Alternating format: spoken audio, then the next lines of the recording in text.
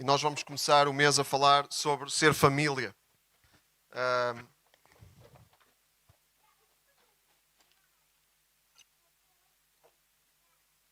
É o mês da missão, é o mês em que vamos estar a refletir sobre missões.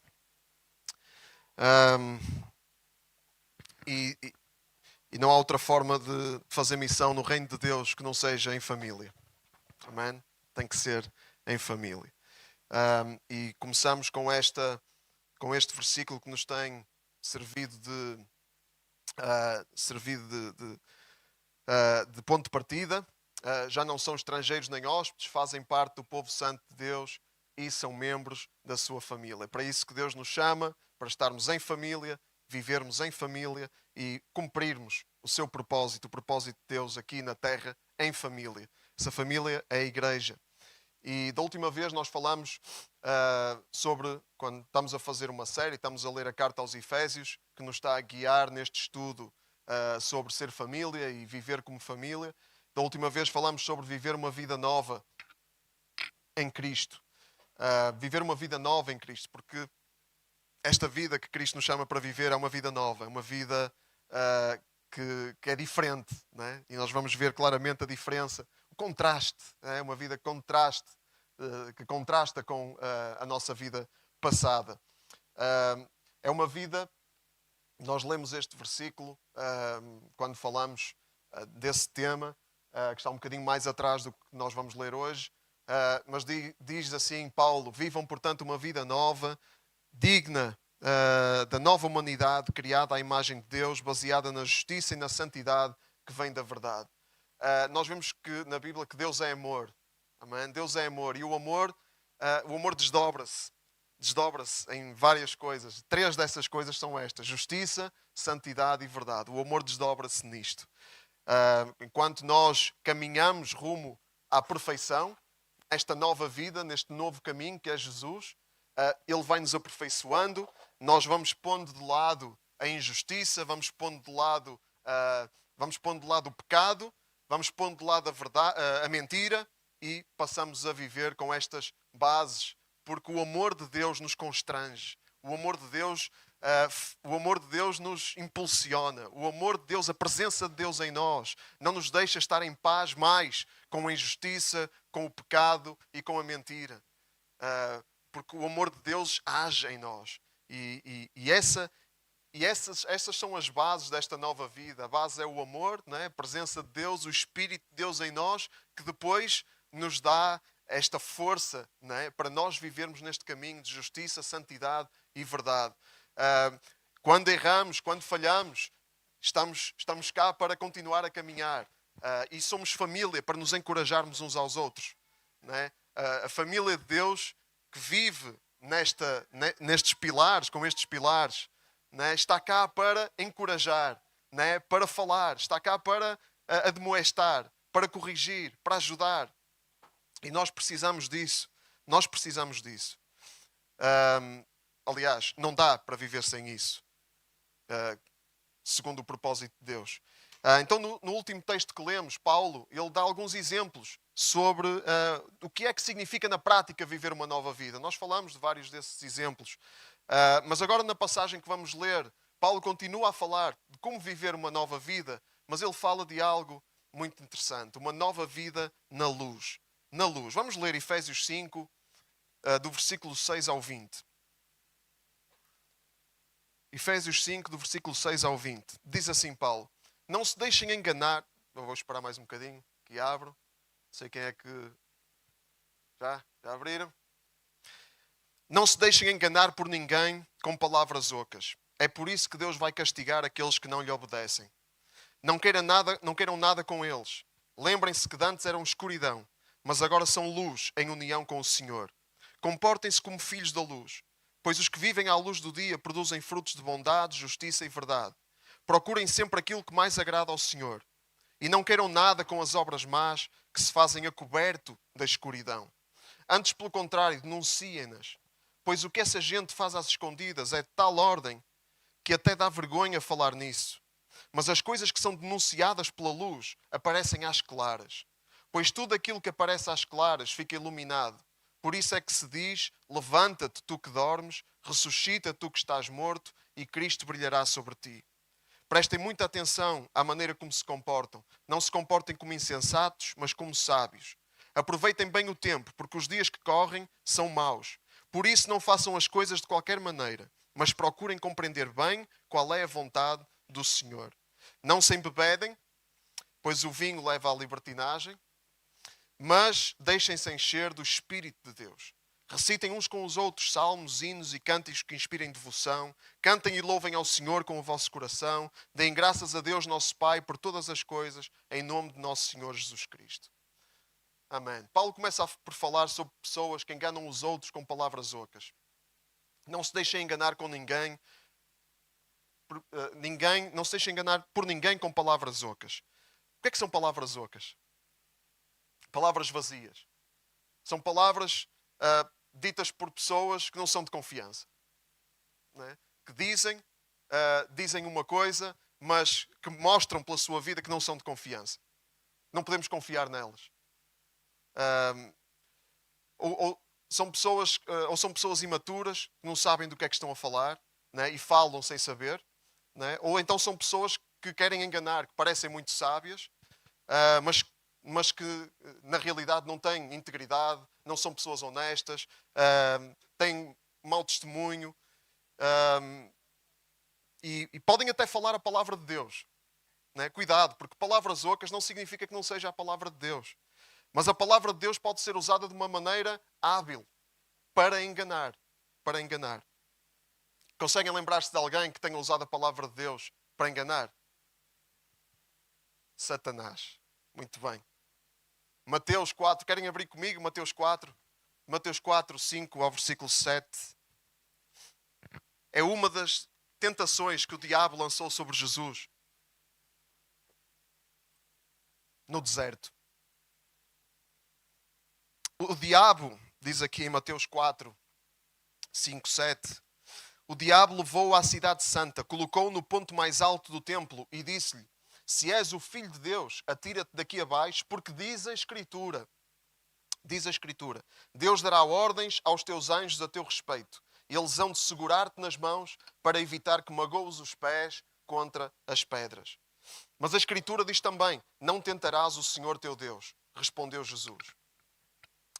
Então, o diabo usou a palavra de maneira oca. Jesus corrigiu o diabo com a palavra inteira. Não é? Porque faltava ali alguma coisa. Não é? É possível usar a palavra de maneira muito hábil. E muito bem, e muito eloquente também. Com um discurso muito bonito. Mas isso ser oco. Porque não é baseado num estudo sério da palavra. Não é? É com intenções de levar as pessoas para um caminho que a palavra não ensina. E então não nos deixemos enganar. O que é que nós temos que fazer então para não nos deixarmos enganar por palavras ocas? Temos que estudar a palavra. Nós temos que saber o que é que a palavra diz realmente. Não é? Principalmente a palavra de Deus, que nos ajuda a distinguir o erro da verdade e que nos ajuda a perceber, quando a estudamos e quando nos empenhamos disso, nos ajuda a perceber que mesmo usar a palavra pode ser enganador. Não é? Isto é outro nível. Não é? É outro nível. É preciso muito, muito, muito de zelo pelo estudo da palavra. Temos que estudar a palavra como se a nossa vida dependesse disso.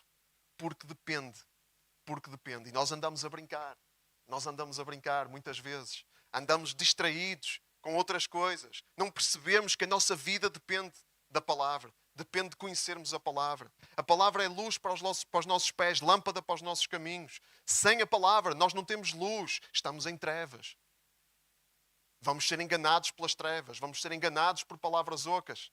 Facilmente. Vamos ser presas fáceis até de nós mesmos. Até de nós mesmos. Não é? Porque nós também temos muita habilidade para nos enganarmos a nós mesmos. Não é? E selecionarmos da palavra aquilo que nos convém. Não é? Nós somos os primeiros, não é? Que precisamos de distinguir a nossa vida. Distinguir o erro da verdade na nossa própria vida. Através da palavra de Deus. E Deus diz que vai castigar aqueles que não lhe obedecem. Quem é enganado e se desvia do Evangelho, da mensagem de Jesus, vai cair na desobediência. E Deus vai castigar aqueles que estão em rebeldia para com Ele, que não recebem a graça de que nós estávamos a falar, sobre a qual nós estávamos a cantar. A graça, esta incrível graça que Deus nos dá gratuitamente, mas quem não recebe, quem escolhe um caminho de desobediência, quem escolhe um caminho de rebeldia, vai colher destruição. Porque fora de Deus só sobra destruição, não sobra mais nada. Fora de Deus só sobra destruição. É o caminho para o inferno. A vida eterna está em Jesus. Fora de Jesus há morte eterna, tormento eterno no inferno. E então Paulo dá um conselho radical. Não queiram nada com eles. Não queiram nada com eles, ali no fim. Não queiram nada com eles. Se vemos que alguém nos está a tentar enganar com palavras ocas, então o caminho mais sábio é nós afastarmos dessas pessoas. Não significa que odiamos essas pessoas, não significa que até não perdoemos essas pessoas por nos terem tentado enganar, porque o nosso coração não é para odiar, o nosso coração não é para guardar ressentimentos, né? Isso é trevas também, nós não queremos nada com isso. Mas agora não nos vamos expor aos enganos, né? Principalmente quando não temos muito conhecimento, quando não manejamos bem a palavra. Aí devemos nos proteger mais. Porque o perigo está aí, né? E o mundo está cheio de palavras ocas. O mundo à nossa volta está cheio de palavras ocas, né? Há muita coisa aí que são palavras ocas. Até por pessoas que se dizem cristãs. Aliás, Jesus diz que quando, no fim dos tempos, muitos vão dizer assim: Senhor, não fizemos nós milagres em Teu nome? Senhor, não curamos, não expulsamos demónios em Teu nome? Senhor, em Teu nome. E Jesus diz: afastem-se de mim, que eu nunca vos conheci. Então, cuidado, né? Mas há um caminho, né? Graças a Deus que há um caminho. Nós nunca podemos esquecer que nós somos filhos da luz. Lembrem-se que antes eram escuridão, mas agora são luz em união com o Senhor. Comportem-se como filhos da luz. Estar na luz e ser filhos da luz é diferente de viver na escuridão. Certo? Estar vivo é o contrário de estar morto. Não sabiam disso?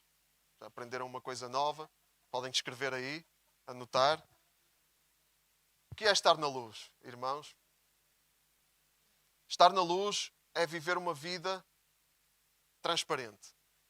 Transparente diante de Deus e dos outros. Não é que pomos a nossa vida ao sol para toda a gente saber de tudo o que se passa na nossa vida, mas não temos áreas secretas na nossa vida às quais ninguém tem acesso. Isso não temos. Não sei se percebemos a diferença. Não contamos tudo a toda a gente, não pomos tudo ao sol, não vamos para as redes sociais pôr tudo ao sol, né? Mas também não temos áreas secretas na nossa vida que ninguém conhece.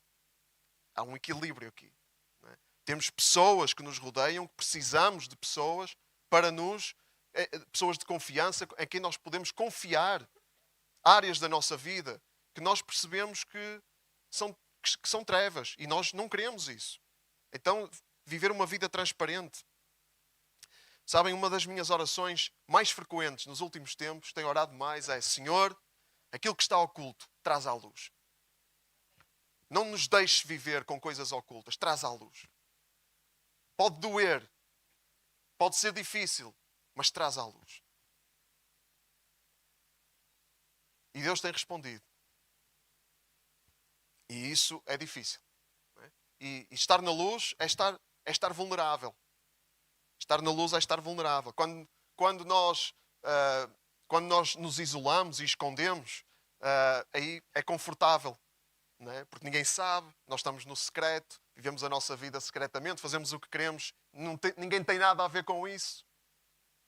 Não é? Mas quando nós nos expomos, aí ficamos vulneráveis.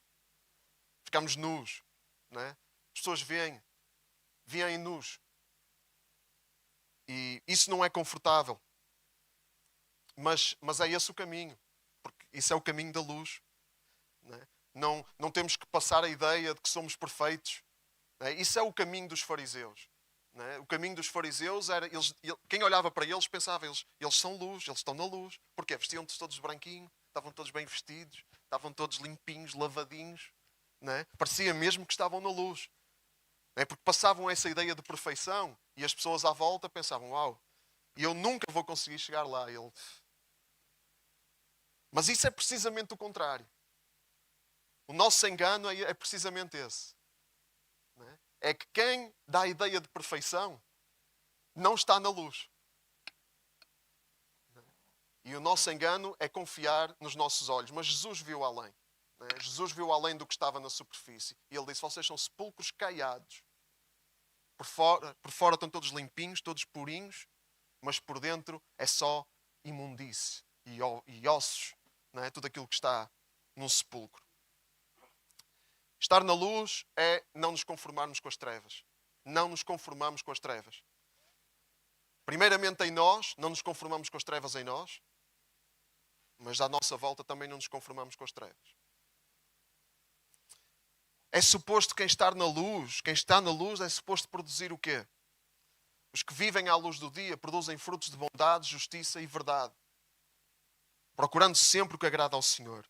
Se vivemos na luz, nós rejeitamos, não nos damos bem, não convivemos com a maldade, com a injustiça e com a mentira. Não nos damos bem com isso. Não temos paz com essas coisas. Não somos cúmplices, não queremos ser cúmplices dessas coisas. Procuramos aquilo que agrada ao Senhor. Sabemos que muitas vezes não fazemos aquilo que agrada ao Senhor. Não é? Dizem amém aqui? Não fazemos sempre aquilo que agrada ao Senhor. Mas só há dois caminhos. Só há dois caminhos nesta vida. Nesta vida só há dois caminhos para escolher. É o caminho do arrependimento, nós percebermos que precisamos viver sempre com a humildade de entender que nós não fazemos sempre aquilo que agrada ao Senhor. Aliás, a nossa tendência é fazer precisamente o contrário, aquilo que não agrada ao Senhor. E então aí arrependemos-nos. Aí vivemos em arrependimento. E só há esse caminho. Não existe o caminho da santidade sem arrependimento. Porque nós quando pensamos nisto, nós quando pensamos em esta vida cristã, nós quando pensamos na vida cristã temos a tendência para pensar que é uma vida de santidade, lá está, farisaica, perfeita. Mas não, é uma vida de caminho rumo à santidade, sem dúvida. Também não é uma vida de trevas, é um caminho rumo à santidade, mas em arrependimento.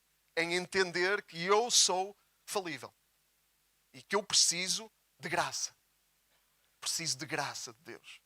Todos os dias. Isto não é uma coisa para a conversão, para quando eu me converto. É uma coisa para cada dia da nossa vida. Até nós estarmos com o Senhor e aí vamos ser como Ele é. Não é? Vamos estar puros. Verdadeiramente puros. Ou então a vida no orgulho. É o outro caminho. É uma vida... Eu já cheguei lá. Já cheguei lá. Já estou lá. Os outros, coitadinhos, desgraçados, é que têm que chegar ao meu nível. Coitadinhos, desgraçados, esses é que não percebem nada disto. Até Deus, para quem vive neste caminho, é um infeliz. Nem Deus chegou ao meu nível. Quando eu vivo este caminho. Quando eu penso neste caminho. E nós vemos à nossa volta tanta gente, e temos acesso a tanta gente, tantos discursos a condenar Deus. Tantos discursos aí a condenar Deus. Porque Deus fez isto e Deus fez aquilo. Porque é que Deus fez isto? E muitas vezes esse é o nosso discurso também. Porque é que Deus fizeste isto? Porque é que fizeste aquilo? Não tinhas nada que fazer assim. Devias fazer à minha maneira. Porquê, Deus? Só essa pergunta, porquê, Deus? Já denuncia alguma coisa que não está bem. Porque Deus é soberano. Ele é o Senhor dos céus e da terra. Ele sabe todas as coisas. Por isso é que a Bíblia diz, em tudo dai graças. Em tudo dai graças. nos momentos bons, nos momentos maus, nas dificuldades, na saúde, na doença, na escassez, na abundância. Em tudo dai graças. Não dá para viver com gratidão quando somos orgulhosos. Quando somos orgulhosos, quando escolhemos o caminho do orgulho, porque orgulhosos somos todos, não é? Mas quando escolhemos o caminho do orgulho, não há espaço para gratidão na nossa vida. Não há espaço para gratidão. Só há espaço é para, venha a mim. Eu quero mais, eu tenho direito a mais e não estou a mais. É uma injustiça. Não há espaço para gratidão, porque gratidão é eu estou contente. Posso ter esta necessidade, posso ter aquela, mas eu estou contente. Porque eu tenho Deus, porque eu tenho Jesus, o mais importante, e Ele vai cuidar de mim. O Senhor é o meu pastor, nada me faltará. Ele vai cuidar. Então, uma família com Cristo no centro vive na luz e rejeita as trevas. Não mantém, não convive com as trevas, não acha que as trevas são normais, embora façam parte da vida neste mundo, mas vivemos num permanente esforço por dissipar as trevas, desembaraçar-nos das trevas, para que a luz de Cristo brilhe perfeitamente em nós. É isto que uma família saudável faz. Uma família saudável vive na luz, rejeita as trevas. Pensamos numa família, uma família nuclear, digamos assim. Não é? Um esposo e um marido e uma esposa que fazem de conta que os problemas não existem. Que família é essa? Essa família vai ser o quê? Ou que escondem os problemas um do outro. Porque há famílias que vivem assim. Não é? É esconder os problemas um do outro. A guardar ressentimentos porque isto aconteceu há não sei quanto tempo e eu fiquei mal com isso, mas não disse nada e estou aqui com esse rancor. Não é? Essa família é uma família doente. Às vezes nem sabe. E essa é a pior doença, é a doença que nós não sabemos. Irmãos, a igreja é igual. Na igreja nós não queremos conviver com trevas, não queremos dar lugar às trevas, porque sabemos que o diabo, ele ama a escuridão. Ele ama as trevas. Ele ama coisas ocultas. Ama isso. E ele anda ao nosso redor. A palavra de Deus diz isso. O diabo anda ao nosso redor a ver quem pode devorar, a ver quem pode destruir. E o seu meio de atuação preferido, favorito, é as trevas. É aquilo que está oculto. Aí ele move-se. Então a palavra de Deus ensina-nos assim, ensina-nos isto. Sejam prudentes, estejam alerta, pois o vosso inimigo, o diabo, anda à vossa volta como um leão a rugir, procurando a quem devorar. Qual é o remédio? Ele anda à nossa volta. Qual é o remédio? Estejam firmes na fé, resistam-lhe e saibam que outros crentes espalhados pelo mundo passam pelos mesmos sofrimentos. Ele anda aí, ele está muito interessado em destruir. O meio privilegiado dele se mover são as trevas, aquilo que está oculto. E ele vai aproveitar todas as ocasiões, todos os espaços para tentar minar e destruir a igreja de Deus. É isso que ele quer fazer. E qual é a nossa arma? A prudência, vigilância, estar firmes na fé e denunciar as obras más que se fazem a coberto da escuridão.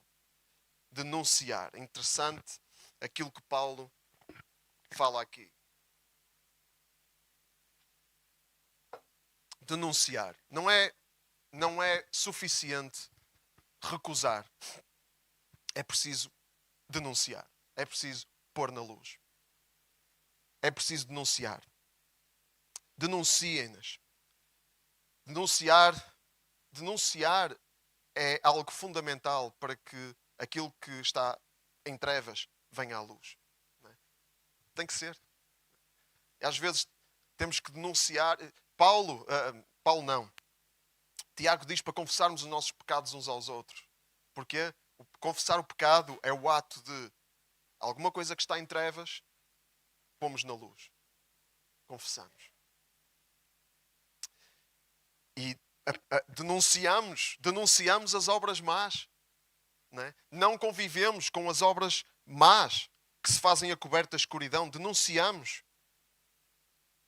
essa coisa, o que é que está encoberto, essas coisas vergonhosas, que até dá vergonha falar disso. Vem à luz para aparecer claramente. E só aí é que pode ser tratado. Voltamos ao exemplo da família, do casal. Quando é que os problemas no casamento começam a ser tratados? Quando às vezes é preciso alguém denunciar. Um dos cônjuges denunciar isso. Ir ter com alguém e dizer, olha, o meu casamento não está bem, as coisas estão mal, o problema é este e precisamos de ajuda. E às vezes um dos dois não quer. Um dos dois não quer.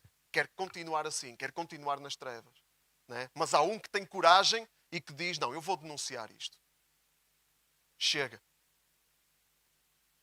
Eu não sei se tem esse princípio na vossa vida, mas no nosso casamento, eu não peço autorização à minha esposa para partilhar com quem eu tenho confiança se há algum problema no nosso casamento. E ela também não tem que pedir autorização a mim para partilhar aquilo que ela percebe que é um problema no nosso casamento.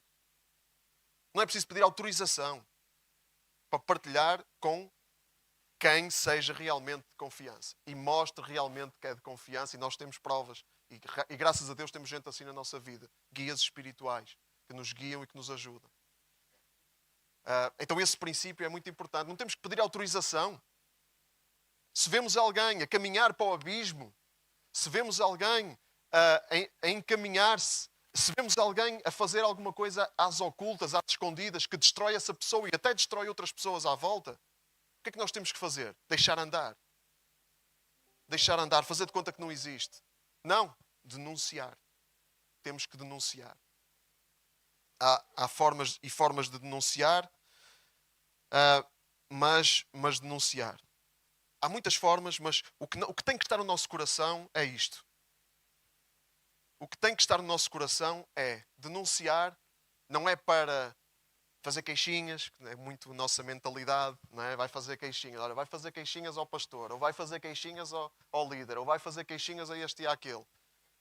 Não, não é para fazer queixinhas, não é por inveja, porque queremos que aquela pessoa seja exposta, não é? Porque não gostamos daquela pessoa e queremos que ela...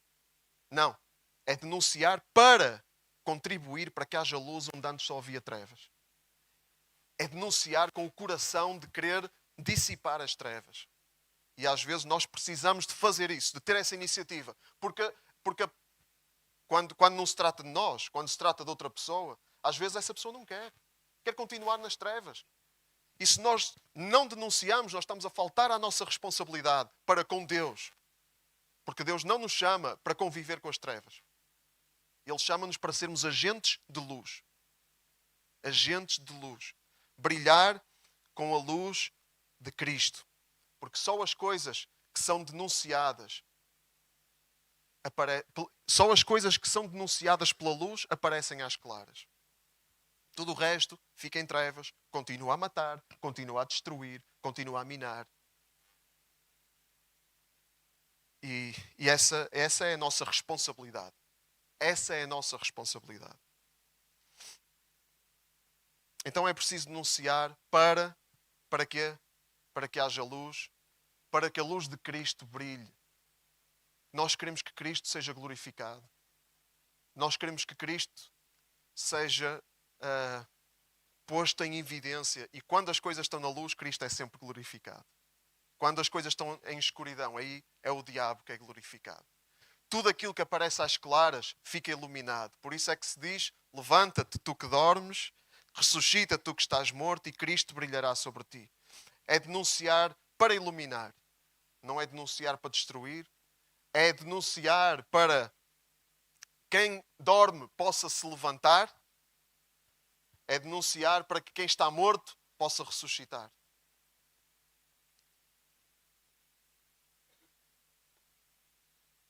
Para Cristo brilhar, irmãos. Cristo é o foco. Cristo é o centro. Se nós somos família cristocêntrica, com Cristo no centro, então esse é o nosso principal interesse. Vamos falhar? Vamos. E essas trevas têm que ser expostas. Não vamos desistir, irmãos. Não vamos desistir.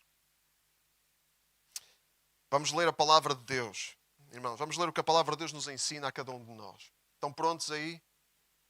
Vamos ler a palavra de Deus do versículo 15. Para todos nós.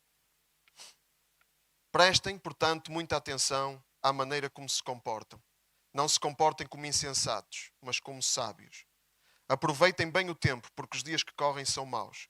Por isso não façam as coisas de qualquer maneira, mas procurem compreender bem qual é a vontade do Senhor. Precisamos de buscar a vontade de Deus. Família, precisamos de fazer isso. Família, precisamos de buscar a vontade de Deus para a nossa vida, de tentar compreender qual é a vontade do Senhor. Os dias são maus, os dias são maus, e é precisamente aqui que nós precisamos do Espírito de Deus. E nos dias maus, o Espírito de Deus é uma oportunidade para Ele brilhar. Porque é aí que nós vemos a sua intervenção. Que realmente Ele está cá. Não estamos sozinhos. E realmente Ele está na nossa vida e Ele tem uma direção para nós. E Ele faz aquilo que nós muitas vezes achamos que temos de ser nós a fazer e sentimos-nos impotentes para fazer. E Ele faz isso de forma sobrenatural. Porque Ele é Deus. E Ele quer a nossa colaboração. Por isso é que não nos podemos conduzir de qualquer maneira. Temos que estar sensíveis ao Espírito de Deus. Precisamos disso. Como? Como é que buscamos o Espírito de Deus? Não é na bebedeira, não é bebendo vinho, não é embriagando. Isso, lamento, não é por aí. Mas deixando-nos encher do Espírito de Deus. Deixem-se encher do Espírito de Deus. Precisamos todos do Espírito de Deus. Quem tem o Espírito de Deus tem luz. Quem não tem o Espírito de Deus anda às escuras. Porque mesmo a palavra, irmãos, nós falamos que é preciso estudar a palavra, mesmo a palavra, ela tem que ser tornada viva no nosso coração pelo Espírito de Deus. O Espírito de Deus, Ele tem que nos gravar a palavra no nosso coração. Porque nós podemos ler, podemos saber, e há muita informação, nós podemos ser mestres, podemos ser autênticos doutores da palavra, podemos conhecer muitas teorias, muitas letras, e ainda assim estar em trevas. Não é? Só o Espírito de Deus é que nos...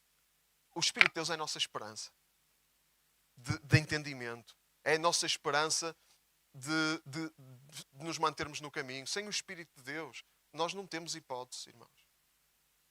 E quando damos lugar à carne, temos que rapidamente perceber que temos que voltar para o Espírito de Deus. Temos que ser cheios do Espírito de Deus. É sendo cheios do Espírito de Deus que nós nos conseguimos conduzir de acordo com a vontade de Deus. E é mais, louvando a Deus. O louvor é a forma de nós darmos lugar ao Espírito de Deus. Não nos louvamos a nós mesmos, não cantamos para espantar os nossos males, não cantamos só para aquecermos o coração, termos aqui um tempo giro, engraçado, que nos tira a mente dos problemas. Não, nós louvamos, porque essa é a forma de dar lugar ao Espírito de Deus, é uma das formas.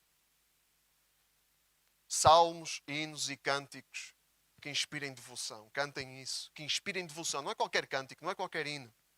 É hinos e cânticos que inspirem devoção, que falem da verdade. Cantem e louvem ao Senhor com o vosso coração.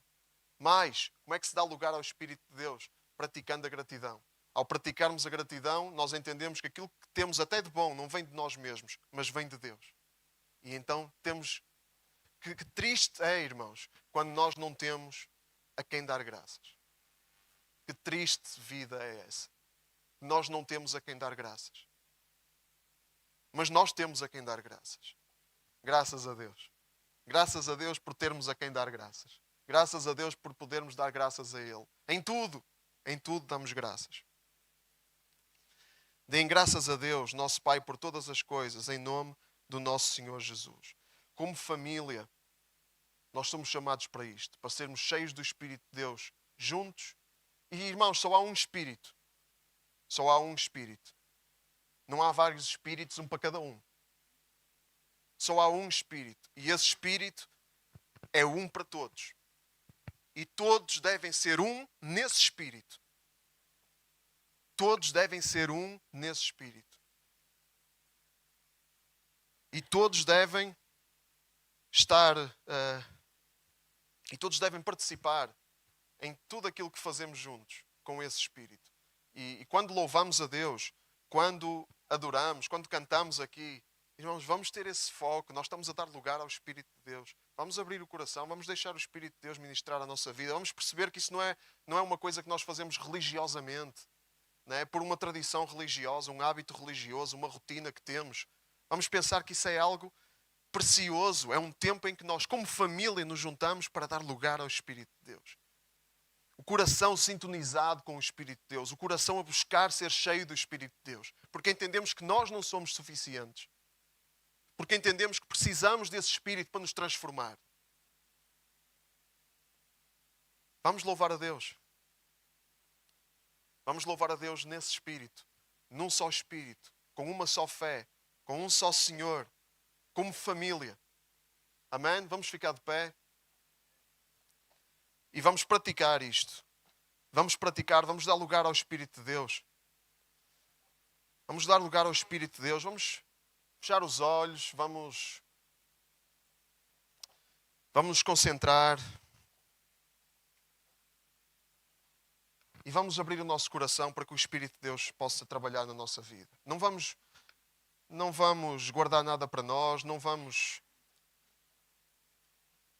reservar áreas do nosso coração onde o Espírito de Deus não tem acesso, onde Ele não pode mexer.